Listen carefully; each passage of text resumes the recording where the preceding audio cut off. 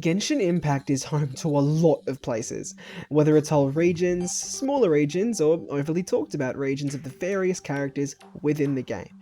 There's a lot of them. I've made quite a lot of videos covering these various places within the game, but despite this, I haven't really ever brought up this one thing that happens a lot: limited time areas. Limited time areas are usually far and few between. Even though I just said it happens a lot, I'm dumb. Either modifying existing places such as Enkanomiya, or being entirely new, like the Golden Apple Archipelago. Due to their limited nature, I haven't been able to experience these aforementioned examples.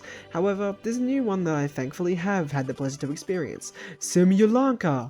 By the time this video was out, you should still be able to play it. Go do that. Anyway, it's really cool. If you share this opinion or are interested, grab some origami popcorn in an origami box with some of those calligraphy tavern beverages, and sit tight as I tell you why Simulanka is a fresh fantasy. To find the dragon responsible for this whole mess.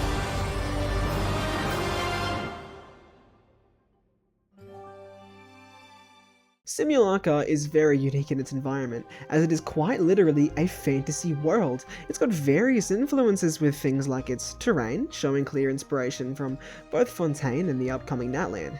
This latter inspiration comes primarily from the cubic design of cliffs and stuff that isn't really seen to this level elsewhere. Fontaine's influence comes from more simple things like the colour of the grass, paired with even the soundtrack used. While most songs here are original, there are a few that are reused, such as Fontaine's various battle themes. Those are definitely here. I'd honestly argue that this place is more of an expansion than the other region that uses these themes, being the Sea of Bygone Eras. Simulanka is just an improved version in my opinion. Anyway, a big thing to note with this area is the various NPCs scattered throughout. NPCs have always had this special type of dialogue in bubbles that appear above their heads even though you aren't talking to them, serving as a means of dialogue outside the traditional direct speak format. This has never been used to its full potential, however, in my opinion, and Simulanka finally rolls with it. There's dialogue everywhere, typically being directly intertwined with the various puzzles as well. These pieces of dialogue have a lot more purpose here, but I'll talk about that in the gameplay segment. It's just worth noting that these NPCs and their dialogue help immensely to build a fantastical feeling of liveliness that is ironically more present here than anywhere else, despite the fact all the NPCs are literally just paper. Simulanka also has a very linear design that only really appears in map expansions. However, even this design is far more obvious and extreme than in previous iterations. While Dragonspine simply suggests for you to get to the peak and unlock the statue, or the Sea of Bygone Eras has two progressive sections to the map, Simulanka hardly really has any wider scope of open world exploration. It has exploration, don't get me wrong, but it's more linear and harder to get very lost on a journey through puzzles and exploration. This is fine, once again, as it's limited time, and would be fine even as a permanent area. I brought this linear structure up as it goes hand in hand with the physical design of each section. Simulanka has 3 sections, though 4 if you count the red lines that substitute for areas early on, that all have incredibly unique characteristics, probably reaching Inazuma or Liyue levels of uniqueness between regions. I'd argue Fontaine or Neuvillette has the least variety between each section personally. These sections are the Forest of Blessings, Constellation Metropole, and Broken Sea, each with a lot of individuality, trust me. Let's run through all of them. The Forest of Blessings contains the most normal atmosphere for a Genshin area, having a somewhat large bout of aimless nature with a few notable landmarks, such as the flowing river in the middle. There's a great variety of heights and elevations throughout as well, mostly at the back of the place where you first begin. It bears a mix of Fontainian grass and shapes, Natlanian cubic terrain, as well as Sumeruan elevations as mentioned earlier. The higher points surround the lower river region, with that lower region slowly growing more prominent as it approaches the nearby ocean. It's an incredibly beautiful area with a lot of life sprawling throughout, as the fantastical colour and origami-based nature slowly overtake all of your senses. It's quite literally out of this world, and this only continues as we go into the next area, Constellation Metropole, which I tend to mix up with the Fortress of Meropide, and I tend to call it the Constellation Meropole, despite the fact they are polar opposites in every single way humanly possible. While the Fortress of Meropide is dark, gloomy, and goes downwards 24/7, Constellation Metropole is a very vibrant paradise with a large, bright castle that towers hundreds of meters upwards. The only thing that they really share environment-wise is elevators, not gonna lie. It's pretty much the equivalent of a nation's capital city, with plenty of world quests to do and buildings to explore.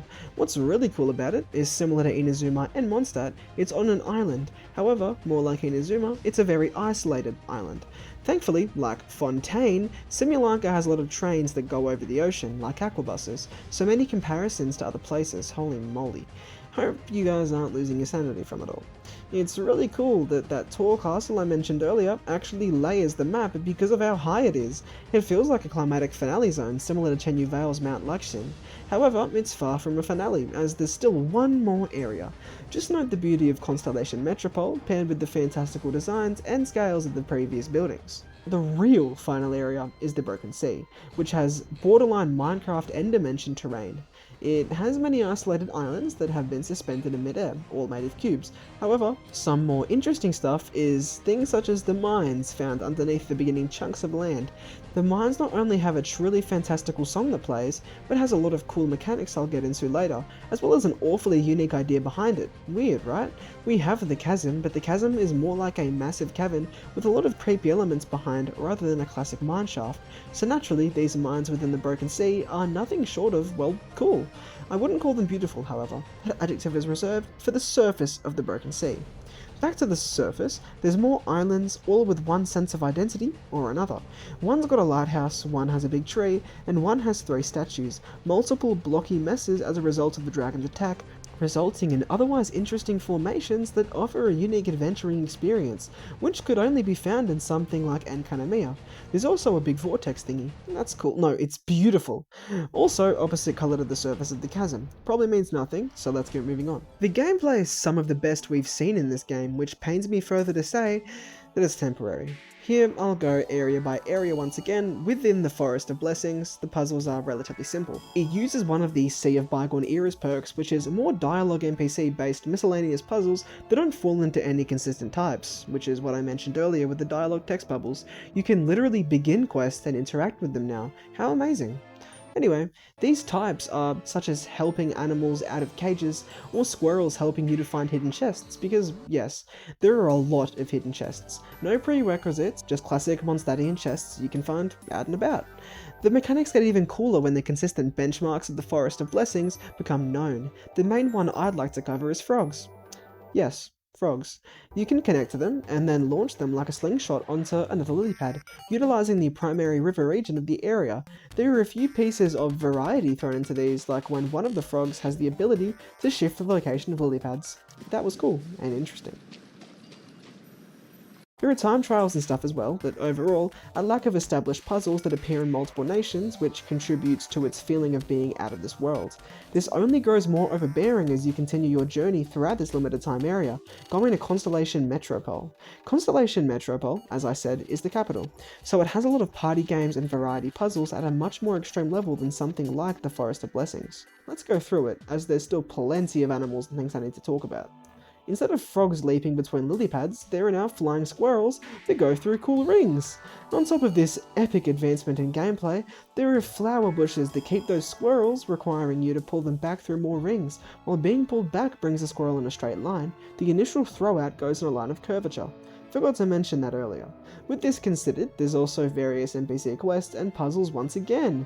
That's very cool, including things like guessing what animals certain constructs are, and receiving a reward. An underrated puzzle I feel are the ones where you need to recreate an image. These images are made from poles, which are another mechanic as well, that connect with a glowing gold magical string. String together the emblem or symbol needed for the puzzle, and you also receive an award.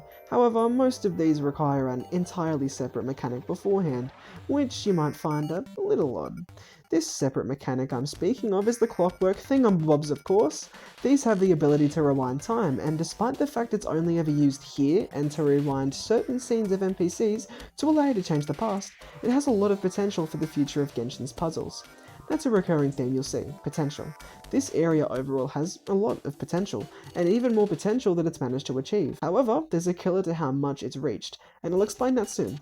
For now, let's talk Broken Sea, you know, the next of many areas within Simulanka. Within the Broken Sea, ignoring all the split apart islands I've spoken on earlier, there's those poles I mentioned. Now, instead of serving as a fencing or a resource for arts and crafts, it's a mode of transport to bridge over the many gaps found within the broken sea you can string between the poles, similar to that of a zipline. Now, that was child's play compared to the real deal of this zone. Instead of animal puzzles like there have been, there is instead a whole new mechanic that leads into multiple types of puzzles.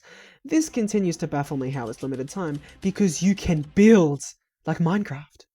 The various things you can do goes as follows: placing blocks, placing fire blocks and using Pyro to activate them on torches that then turn into brown blocks, placing the poles I talked about earlier, placing bombs to blow up pre-existing blocks, and finally, yeah, that's about it. Besides the fact you can put bombs in the dragon's mouth. That's a really damn cool mechanic that I almost forgot to mention. All of these mechanics are used in very innovative ways with each other in order to create honestly thrilling puzzles, in my opinion.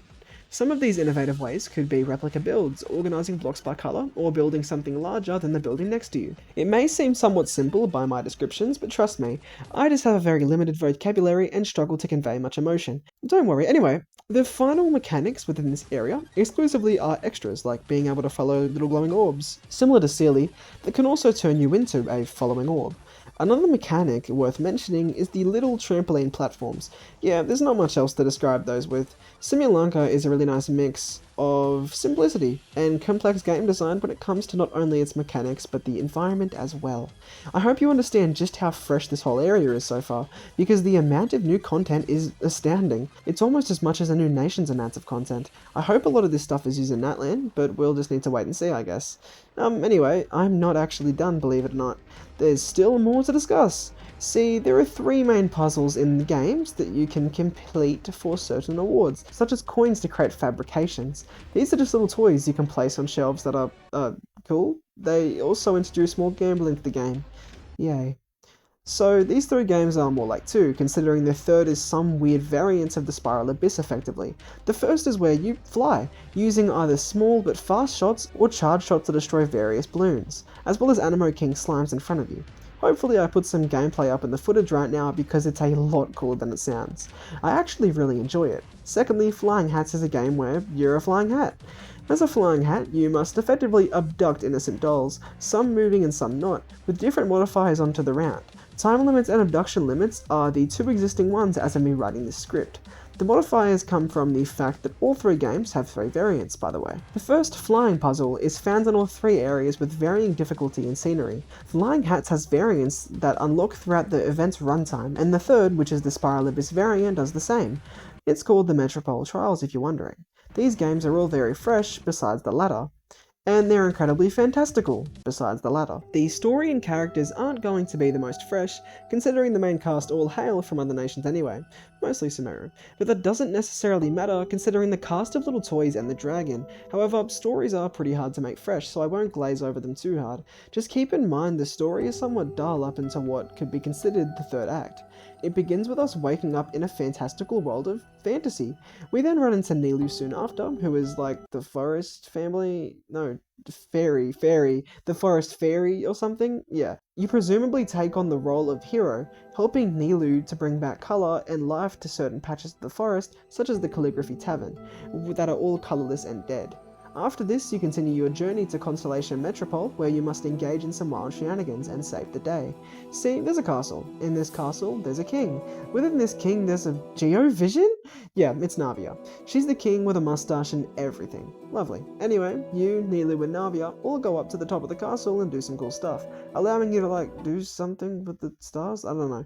Anyway, afterwards, you're required to go slay the dragon that has been borderline harassing everyone for quite the extended period of time, beginning to approach the Broken Sea. Almost as broken as this game's community, but not quite there yet. As you make it there, you fall and die. The end. Until you wake up on Nilou's lap? Turns out the Wanderer put you there. Who was the actual hero of this story, role-wise? As ironic as it is, you continue voyaging to find the dragon, winding up in a mine where the dragon rests. As you go deeper in the cave, you enter his domain, engaging in a cool fight, then chasing him, then engaging him in a cool fight, then chasing him, then engaging in a cool fight, then chasing him, and yeah, you get the point. However, it's cooler than it sounds, trust me. Anyway, Wanderer has a moment where he has flashbacks to memories of the dragon, and suddenly triggering an awesome cutscene where he flies up and tells him that he's Durin. My jaw physically dropped for the remainder of the cutscene. I'll tell you that much. I was shocked. Suddenly, the place begins to collapse, with the dragon falling, Wanderer chasing him, and you struggling to stay up, falling as well. However, suddenly, Khaenr'iah appears and saves you? Well, I have some explaining to do. See, Khaenr'iah was actually introduced right as you went to Constellation Metropole, but she is kinda pointless within the main questline otherwise. Ignoring that, she's suddenly here, helping out. You then all come together and help Durin to get a cool little baby body where he isn't completely terrifying to little toy people. This is all thanks to Alice, Klee's mother, because yes, she's here too. This also surprised me, but yeah, it turns out this world was made by 3 members of the Hexen Circle, holding a version of Durin that is fictional. You do know that Durin is the dead dragon that formed Dragonspine and resulted in Signora going crazy, right? I hope so. So, yeah, it's a lot to take in towards the end, but nice nonetheless. However, let's discuss the elephant in the room. While Khaenr'iah is useless in the main questline, she's not so much useless on her own. There's a thing called narrator's footnotes, which actually goes really hard in my opinion, where you, Khaenr'iah, and 3 toy people all get continuously narrated during a cool storyline. I won't specifically explain it all in detail, but just know that there are 3 clans where the 3 toys are arguing over the 3 truths, only to realise they're all true. In the second half, they become buddy-buddy because of it, and then one of them gets knocked out in public. Initially, you think he just fell over or knocked himself out with the ability of the clockwork that can go back in time as mentioned earlier, but it turns out that someone may be the culprit. I have no idea who. If you didn't pick up on it earlier, a lot of this is very fresh. While the story is structured as per normal, I wouldn't expect to see a massive toy dragon while playing, nor would I expect a British guy to narrate over my story as I figure out what's popping with little toys. I hope you get the message, and once again, it's all fantastical. The fantasy is what makes it fresh after all. While Genshin is a fantasy RPG, there's a level of realism to it that is intentionally ignored when looking at Simulanka. It's unfortunate the place itself is so underutilized thus far despite its fresh nature. Once it is gone, it's going to be gone. As obvious as that may seem. It's disappointing, and I'll cry once I'm done recording because of it. Because I'm a little baby. Anyway, that's all. I'm out. Love you all. Love you all. I'm not meant to say